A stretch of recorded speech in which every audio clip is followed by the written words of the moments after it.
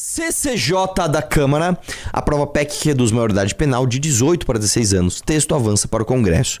Vou ser o chato, sim. Vi vídeo do Renan, vi vídeo do Kim, vi vídeo da extrema-direita comemorando. Eu não sei se eu tô tão assim, viu? Por quê? Porque minha impressão.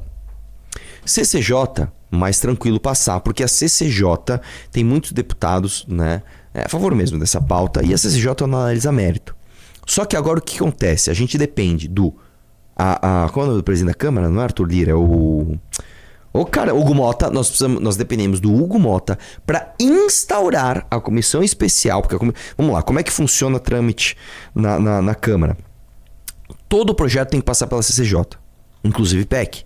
Porque às vezes uma PEC, por mais que ela queira mudar a Constituição, ela é inconstitucional, né? Você tem cláusulas pétreas que não podem ser mudadas. Passou na CCJ, você vai para a comissão temática. Foi para a comissão. Aí, por exemplo, se é um projeto que tem impacto financeiro, vai para finanças. Se é um projeto de educação, vai para educação. Blá, blá. Neste caso, vai ser instaurada uma comissão especial para tal. Então você precisa do Hugo Mota para instaurar a comissão. E depois você precisa ainda compor essa comissão. Ali eu já acho que vai ser o primeiro desafio. Sinceramente, ali eu já acho que vai ser o primeiro desafio. Segundo ponto, depois da comissão especial ainda vai para plenário. Eu não sei. E depois ainda vai para Senado. São 2/5 da casa em 2 turnos. Eu quero crer que vai passar. Mas não sei. Véspera de eleição, mano. O governo não vai fazer força para isso, para empurrar isso. Não sei se isso tem aceitação. Logo de cara. Eu vou ser o cético. De qualquer forma, é um avanço. Bom, a notícia é, passou na CCJ a redução da maioridade penal, agora vai para a comissão especial, para depois para o plenário e depois ir para o Senado. Certo? E aí, claro, que a esquerda já chegou, não, meu, isso não pode acontecer, meu. E aí, primeira pauta. O que foi? O que ele tá falando? Que a facção vai ser beneficiada com o fim da maioridade penal. Vamos entender a tese, certo? Vamos lá. O problema com a PEC da redução da maioridade penal é que, além de inconstitucional, não é. Não é inconstitucional. Tá? Não é inconstitucional, porque a partir do momento que você não fere uma cláusula pétrea, você pode mudar a Constituição. É a mesma coisa que eu chegar e falar assim, eu quero que as pessoas sejam presas após julgamento em segunda instância. Não sobre o trânsito em julgado, como está na Constituição, que você pode interpretar que é só quando o cara passa do STF. Né? Então você faz uma PEC. Essa PEC não é inconstitucional. Vamos lá. Põe na tela. A proposta é estúpida e contraintuitiva. Aqui eu uso o termo estúpida no seu sentido lexical. Falta à medida discernimento sobre seu impacto. Parte do Congresso finge não ver que os maiores beneficiados pela redução da maioridade penal são, pasme, as facções criminosas. PCC e Comando Vermelho controlam presídios em todos os estados para onde seus empregados de 16 e 17 anos seriam enviados para escolher entre morrer ou delinquir. Entendi. Então a tese do cara é o seguinte, ó pessoal, deixa eu te falar. Você prender como adulto, meninos de 16, 17 anos, essas crianças que são vítimas da sociedade, na verdade você está fazendo com que o crime organizado tenha mais soldados. Tipo assim, o cara... Então eu tenho outra sugestão. Então por que a gente não aumentar a maioridade penal para 25 anos? Pô, aí acaba com o PCC e Comando Vermelho. Não é isso. Não é essa lógica que ele tá falando. Deixa eu ver se eu entendi. Você prende o cara, ele vira soldado do Comando Vermelho e do PCC. Vamos não prender o cara. Olha só. A esmagadora maioria dos crimes cometidos no Brasil, os crimes violentos, são cometidos por homens de até 25 anos. Certo? Você pega lá, estupro, latrocínio, agressão, o cara... Isso geralmente é cometido por homem de até 25 anos. Vamos deixar a maioridade penal para 26? Mano, você vai destruir o Comando Vermelho. Os caras vão falar, acabou com o meu polo de recrutamento, meu. Você tem que ser muito retardado ideológico para tentar empurrar para as pessoas que a facção vai piorar se você fizer isso. Que raciocínio idiota, cara. Que raciocínio idiota. Né? Isso não existe, né? Acabou? Pera, vamos lá. Opinião, qual a opinião alternativa para um adolescente de 16 anos que roubou um celular na rua? Alternativa 1. Ser preso para crescer no crime nas prisões brasileiras, onde a taxa de reincidência pode chegar a 50%. Alternativa 2. Sofrer internação em unidades socioeducativas com incidência de menos de metade das prisões. Né? Nessa quarta-feira, tal. Eu tenho uma alternativa 3. Você prende o cara e não deixa ele sair para reincidir. Que maravilha! Você vai soltar o cara depois dos 25 anos. Porque aí o cara tá com a cabecinha um pouquinho melhor e ele não quer mais roubar celular na rua. Eu acho uma boa. E assim, o cara não vai ser cooptado pelo crime dentro ou fora da cadeia? Exatamente. Pelo menos dentro da cadeia, ele não pode roubar ninguém, nem machucar ninguém. Exatamente. Então, tem a alternativa 3. Prender esse moleque e deixar ele preso. É simples. Vamos lá? O cara quis todo escrever um negócio de forma difícil pra se aparecer. Vamos lá. Aí tem ela, né? Sâmia. Grande especialista Sâmia. 4 minutos de Sâmia. Vamos lá. É uma solução supostamente simples, mas falsa, para enfrentar o problema da falta de segurança pública no Brasil, inclusive sobre crimes ou infrações cometidas por pessoas que têm menos de 18 anos de idade. Porque aqui se parte de uma premissa que é equivocada. E sabem que é equivocada porque basta ler os dados e os números aferidos a partir do Ministério de Segurança Pública, não somente do governo Lula, mas também do governo Bolsonaro, que tanto eles defendem. Que explicitam que há o dobro de retorno para o sistema penitenciário, portanto, aquele que pune os que têm mais de 18 anos do que há no sistema socioeducativo. Pausa aqui. Não, querida, deixa eu explicar uma coisa pra você. É porque a natureza dos crimes do sistema prisional brasileiro é diferente da natureza dos crimes das casas socioeducativas. Entendeu? Às vezes um moleque de 16 anos, ele roubou uma bala na banca de jornal. Este moleque, ele vai preso nesse lugar. Agora, no sistema prisional você tem de tudo. Você tem estuprador, você tem traficante de droga, você tem estelionatário, você... Entendeu? É meio óbvio isso, né? Mas vamos lá, continua. E vale lembrar também que esse projeto de lei ele só diminui a maioridade penal para quem comete crime hediondo. Não é para crime geral, é para quem comete crime hediondo. Então, por exemplo, se você é só um moleque que roubou alguém na rua, você não cometeu crime hediondo. Ai. É difícil, né, cara? Até os avanços do Brasil são... Que bosta. Só pra crime hediondo? Que bosta. Vai. Ela é, sim, uma aberração jurídica. Ele vai ser tratado como adulto do ponto de vista penal, mas do ponto de vista civil, ele vai seguir sendo lido, tratado pela justiça brasileira como um adolescente que ele é. Então, do ponto de vista de direitos, como, por exemplo, para adquirir um imóvel, para prestar concurso público e assumir um cargo público, para ser votado, não pode, é acima de 18 anos. Agora, para ser preso e tratado como adulto... Mas pausa aqui, é claro, ô gênio, deixa eu explicar para você uma coisa.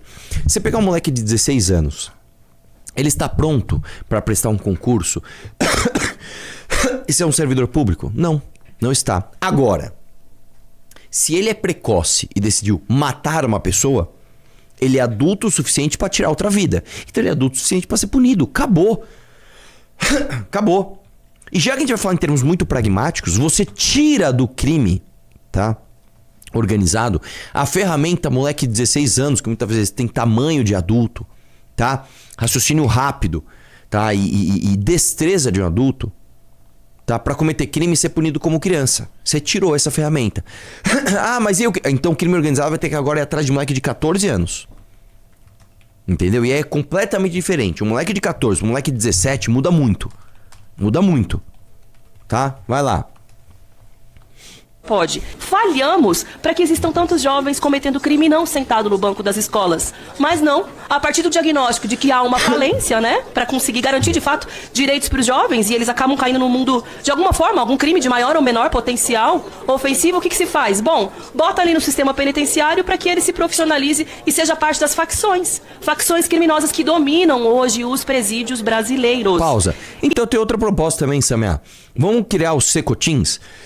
Nós vamos criar um presídio de segurança máxima, onde nós vamos prender traficantes de drogas e todos os membros faccionados do Comando Vermelho, do PCC, da ADA, do TCP, da GDE. Nós vamos jogar tudo lá dentro, fazer igual em El Salvador, um presídio de segurança máxima, naqueles moldes, comida sem proteína, Cela sem teto, é uma grade com policial em cima, luz acesa, branca, 24 horas por dia, banho de sol de 1 hora, se não me engano é por semana, sem exercício físico, todo mundo de roupinha ali, ó, bermudinha, camisetinha e chinelinho branco, tá? E tomando tapa na cara, o menor sinal de desacato. Vamos fazer isso? Vai lá. E a gente tá falando de casos que são graves e são chocantes. Parece e dá a impressão de que a maioria das infrações cometidas pelos adolescentes são de crimes assim gravíssimos. Mas eles não são, eles são menos de 0,5% dos crimes então, cometidos. Pronto. Então a estatística que você trouxe anteriormente já sequer faz sentido para sua argumentação. Se você está me dizendo que, olha, o sistema prisional tem o dobro de incidência das casas de acolhida, vamos chamar assim. Não é casa de acolhida, chama Fundação Casa, né? Tipo o FEBEM da época. Já não faz sentido esse dado, porque você está tratando de 0,5% desses jovens que são os que cometem crimes hediondos. Então acabou. A sua argumentação até aqui, ela foi desfeita pela sua própria fala. Continua. Cometidos pelos jovens, pelas infrações, 0,5%. O tráfico de drogas, as facções, elas vão buscar jovens ainda mais jovens. Se hoje é 16 anos, vai ter 14, vai ter 12. Aí vai ter um gênio que vai dizer, não, então a redução tem que ser para 14, Pausa. A redução tem que ser para 12. Aí Sim, eu vou te falar, existem muitos países, tá? Onde, dependendo do crime, você não tem maioridade penal. Dependendo do crime, se o moleque estuprou, torturou e matou um outro ser humano, não importa se ele tem 14 anos. Ele vai preso pro resto da vida, acabou. Ah, mas pô, ele foi uma vítima de um pai abusador. Ele foi a vítima da sociedade. Que triste para ele, que seja triste para ele, não pro resto da sociedade. Porque vamos lá, vamos entender uma coisa. Se você tem um jovem, vamos por aí um jovem de 14 anos, que por algum motivo, não importa se é porque ele sofreu abuso sexual, se é porque o pai dele era um filho da puta, se é porque a sociedade falhou, não importa, ele é uma mente doente. Ele é um psicopata que torturou e matou uma pessoa. Certo? É melhor, vamos fazer uma conta. É melhor que esse moleque fique solto fazendo outras vítimas, ou é melhor que ele, que já está estragado, fique preso e salve as outras vítimas de sofrerem isso? É uma coisa meio simples de se pensar. Porra, falhamos com esse moleque de 14 anos. Vamos procurar medidas para que isso não aconteça mais. Dito isso, prenda-o. Porque ele vai ser o motor de outros jovens de 14 anos que podem ser estragados a partir das ações maldosas dele. É uma coisa simples. É uma coisa simples. Tá? Vamos lá. Busca um menino de 10, aí você busca um menino de 9. Daqui a pouco vão querer que criancinha esteja atrás dos grades, porque não estão enfrentando a lógica do tráfico e do porquê que eles aliciam as crianças e os adolescentes para que façam esse papel. Estão botando ele atrás da cadeia, porque ninguém conseguiu resolver a vida desse adolescente. Aí tem um gênio que resolve o quê? Botar ele ainda mais em contato para que seja um faccionado e para que aí sim siga reproduzindo o horror, a morte e a violência na sociedade brasileira. E eu quero saber, para os que se dizem ultraliberais, os reis da responsabilidade fiscal, que questionam todo e qualquer projeto, inclusive para enfrentar a violência contra a mulher, eu vi isso há 3 semanas aqui nessa mesma CCJ, não pode porque tem custo. Não pode porque vai ser gasto pro governo. Pausa. Vocês já pararam? Pausa. Você não vai vir com esse argumentinho merda, né? Ai, não. Deixa eu te falar uma coisa, querida.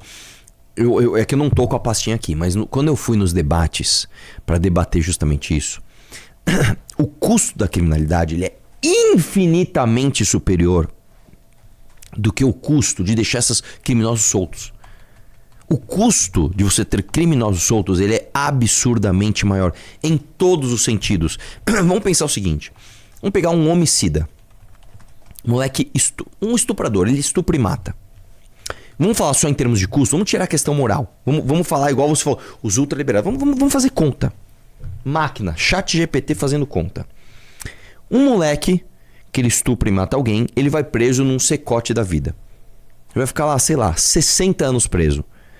Certo? Esse moleque vai comer todos os dias, comida sem proteína, ele vai ficar lá dentro do secote, ele tem um custo. Você acha que é mais caro manter esse cara lá dentro, inclusive trabalhando, tá? Que ele tem que trabalhar. Ou você deixar ele solto e você ter que pagar médico, psicólogo, polícia, todas as campanhas que você tem que fazer para desincentivar aquele tipo de crime, desse cara solto cometendo esses tipos de crime. É uma coisa meio simples de você entender. É uma coisa meio simples de você entender. É como se você tivesse uma fábrica. Vamos pensar de modo ultra liberal. Mano, eu sou liberal demais, meu. Eu penso só em custo, meu. Tem uma fábrica lá. Aí tem um funcionário que não trabalha. Ele só fica aliciando os outros a não trabalhar, só fica dando problema. Pô, se eu mandar ele embora, eu vou ter que pagar ali o custo de mandar ele embora. É melhor eu ter o custo de mandar ele embora e deixar a fábrica limpa, ou não ter o custo de mandar ele embora e deixar ele lá corrompendo os outros. Ué, vamos pensar de forma ultraliberal, mano. Eu sou lá o malvadão da Revolução Industrial, tô aqui cheio de máquina a vapor aqui, ó, só pensando nos lucros. Que pensamento idiota, cara. Volta lá, vai lá. Pararam pra pensar nos custos dessa proposta que vocês estão fazendo? Óbvio que não. Mas se não pararam pra pensar, eu vou ali dar uma pequena elucidada pra vossas excelências. Vai ter impacto sobre o Ministério Público Estadual. Novos promotores criminais, promotores novos de execução penal, equipes multidisciplinares... Pausa. Isso é mentira. Isso é mentira. Você não precisa necessariamente disso, porque o custo de prender essas pessoas não é uma coisa permanente. Você não vai ficar permanentemente prendendo mais pessoas. Se você prender e não soltar, em menos de 1 ano, isso também tem um monte de estudos internacionais que mostram, tá? Quando você prende um criminoso, tá? Você não só impede que este criminoso volte a delinquir, como você impede que outros criminosos que se incentivavam pela impunidade do criminoso original delinquam também. Então é feito em cascata. Puta, mano, tá prendendo, agora fodeu, para. A criminalidade baixa. E é óbvio, cara, que você tem um aumento de custo no começo. Vamos pegar o El Salvador. O custo da justiça em El Salvador, se não me engano, subiu 300%. Em quanto tempo? Em 8 meses, 9 meses. E depois não baixou o patamar normal, mas ela baixou demais. Então assim, o custo da justiça era esse.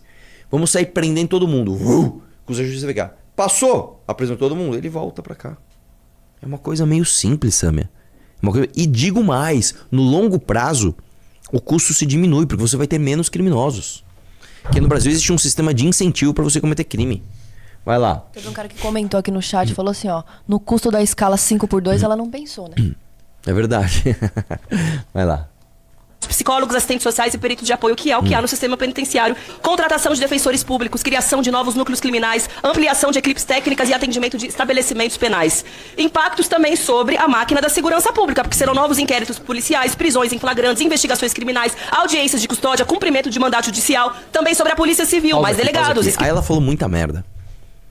Deixa eu te falar uma coisa, você não precisa de mais Polícia Civil ou mais Ministério Público para investigar crimes porque eles são cometidos por menores de 18 anos. Porque, vamos lá, houve um crime. Roubaram um celular. Aí vamos supor que a vítima foi fazer um BO. O custo já tá ali, você concorda? Não se sabe se o delinquente tem 12 anos ou se ele tem 50. Você investiga. Se você descobre que ele tem 16 anos, o custo cai? Ah, não! É um moleque de 16 anos. Agora não precisa mais investigar tanto. Não, cara. O custo é o mesmo. Então, a sua fala não tem lógica. A sua fala não tem lógica. Você não precisa aumentar o efetivo da polícia porque você vai diminuir a maioridade penal. Ó, pessoal, agora a gente diminuiu a maioridade penal, agora tem que ter mais polícia. Não, tem que ter mais polícia porque tem que ter. Agora, isso não aumenta a necessidade de mais polícia. Isso é só mentira. Né? O cara mandou aqui no chat, é verdade. É impressionante como cada fala dela é refutável. Cada frase é refutável. Vai lá, volta. Escrivães, investigadores, agentes policiais, peritos criminais, mais impacto na polícia científica, com médicos legistas, papiloscopistas, técnicos forenses, também no sistema prisional. Meu Deus, ela tá... Vamos lá. Você sabe o que é um papiloscopista? Sabe o que é? É um cara que tira impressão digital. Ela falou, sabe o que é um médico legista? É o cara que vai lá, sei lá, morreu alguém. O cara vai lá fazer o exame nesse corpo, né? Pra ver por que essa pessoa morreu. Você acha que você vai precisar contratar mais porque você... Não, cara. Não, cara. Porque isso já é feito. Se uma pessoa morre, né? Sei lá, encontraram um corpo dentro de uma casa e parece que ela foi assaltada. Beleza. Você já vai ter que mandar o perito papiloscopista. Você já vai ter que mandar o médico legista. Você já vai ter isso. Já tem isso. Ela tá fazendo uma falsa associação que é o seguinte. Diminuir a maioridade penal significa necessariamente aumentar o número de crimes. Isso não é verdade. Vai lá. construção de unidades, reformas estruturais, criação de alas específicas, aquisição de equipamentos, ampliação de pessoal de policiais penais, equipes de saúde, psicólogo. Então por que, afinal de contas, estão botando isso pra votar hoje, sendo que esse projeto é do ano de 2015? Agora, às vésperas das eleições, em que Bolsonaro, saiu uma pesquisa agora de manhã, está derretendo nas eleições, derretendo. Afinal de contas, um áudio entre Flávio Bolsonaro e Daniel Vorcaro, não há malabarismo, não há cloroquina, não há fake news que dê conta de segurar o tamanho do rojão que acabou de estourar na sociedade. Agora, na hora de se levantar pra ir pra cima de gente que se envolve de verdade com robustez, com o crime organizado, que utiliza inclusive de dinheiro de aposentado pra financiar Daniel Vorcaro e todos os seus asseclas que lavam dinheiro inclusive com supostos filmes de ex-presidentes da República, ficam em silêncio. Porque ela... Clica no Instagram. Sam, eu podia fazer essa pesquisa toda aí sobre a escala 6x1. Essa aí, né? deixa eu ver uma coisa. Ela tá com escala 6x1 e tal. Não, beleza, só pra saber isso. Vamos lá, próximo. Aí tem essa. Nossa. Dizer que a redução... Meu Deus do céu. Pausa, só põe na tela esse frame. Olha isso. Imagens que dão pra sentir o cheiro. É, não, assim, nossa, cara. Nossa senhora. Meu Deus do céu. Vai, vamos lá. Vamos lá. Não, sabe quem ela tá parecendo? Ela tá me parecendo um pouco aquele... É que vocês não vão lembrar. Aquele meme que o cara dá uma risada assim, ó. Aquele japonês dá uma risada esquisita assim, ó. Meme das antigas, né? Mas vai lá. Dizer que a redução da maioridade penal vai contribuir para garantir segurança para as famílias é uma falácia. A gente precisa enfrentar o coração da violência, que é o crime organizado. E como a gente faz isso? Encarcerando jovens, muitas vezes que podem cometer pequenos delitos? Claro que não. Pausa. Adolescente... Novamente, a PEC nem trata disso. A PEC não trata de jovens que cometem pequenos delitos. A PEC trata de crimes hediondos.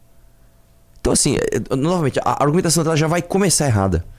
Vai lá, continua. Representam apenas 1,24% do conjunto de presos no sistema prisional e também por atos infracionais. A gente faz isso sufocando o crime organizado, bloqueando o dinheiro que chega no crime organizado. A gente faz isso controlando armas e munições que não nascem nas favelas. Isso é uma coisa... Eu vou te falar uma coisa. A esquerda, ela às vezes se apega numa coisa e acha que aquilo é a base pra você evitar tudo que qualquer outra pessoa possa propor. A esquerda tá com a mania agora de falar o seguinte: pra você combater o crime organizado, você tem que ir na Faria Lima e controlar a arma. É isso. Isso é uma das coisas. Isso é uma das coisas, tá? Você precisa controlar muito mais do que isso, minha querida. Porque eventualmente, armas vão passar pela fronteira e armas vão chegar no crime organizado. Já chegaram, esses caras já estão fortemente armados. Pra você buscar essas armas, você precisa de operação policial, precisa matar gente. Você não vai simplesmente pegar uma... tô com mandado aqui de busca de 20 fuzis que estão nessa comunidade. Dá licença que eu vou lá buscar. Começa por aí. Então, pra pegar as armas que já estão lá, tem que ter morte. Esse é o primeiro ponto. Segundo ponto, eventualmente, armas vão chegar. Porque as fronteiras são falhas de todos os países. Umas são mais controladas, outras são menos controladas. Cara, se tem um país que controla sua fronteira, é Estados Unidos. Não entra arma ilegal lá? Não existem armas de fabricação caseira lá? Não existem armas de fabricação brasileira aqui dentro que são distribuídas pelo crime organizado? Então pronto. Então, outra coisa. Esses dias a gente viu uma reportagem de um drone, que é do tamanho de um carro, que ele carrega até 80 quilos. Carrega sei lá quantos fuzis. Dezenas de fuzis. Vamos supor que esse drone, eu não sei como ele chegou aqui. Vamos supor que esse drone chegou voando. O cara passou. Como é que você controla isso, velho? Hoje você nem tem tecnologia, você não tem nem recurso para ter a tecnologia para supervisionar 100% das fronteiras. Então, isso é uma medida, uma delas. Você precisa de todas as outras. Você precisa matar essas pessoas, você precisa prender essas pessoas. Entendeu? Não adianta você se apegar em uma e ignorar todas as outras. Porque fizeram uma operação na Faria Lima e não deu tiro. Tudo bem. Na Faria Lima não deu um tiro. Prenderam o Vorcaro lá no aeroporto, não deram um tiro. Beleza. Agora, no morro dominado pelo Comando Vermelho, tem que dar tiro. Um não anula o outro. Vai lá, continua. A gente faz isso, por exemplo, tendo medidas para ter uma elucidação maior de homicídios no país. Não sei se vocês sabem, mas tem estados no nosso país que a elucidação de homicídios, ela chega no máximo a 15%. Então você tem uma das maiores populações carcerárias do país e prende mal. 40% de presos provisórios, muitas vezes quem comete homicídios nunca, inclusive, é identificado. Então tem muitas medidas que têm que ser feitas e, sem dúvida, reduzir a maioridade penal não é uma medida que enfrenta a violência. É falácia em ano eleitoral. As pessoas têm medo da violência, é natural que esse medo exista, porque de fato o Brasil é violento. E aí a extrema-direita quer, para fugir, inclusive, do momento de degradação que ela vivencia, apresentar uma falsa solução para esse sentimento legítimo de medo das pessoas. Eu acho, termino com isso, para a gente se ouvir, que segurança pública é coisa séria. Enfrentar a violência talvez seja uma das principais tarefas do Estado brasileiro. Mas não dá para a gente apresentar uma falsa solução como a redução da maioridade penal. Dizer que a redução da maioridade... Que bosta. Próximo.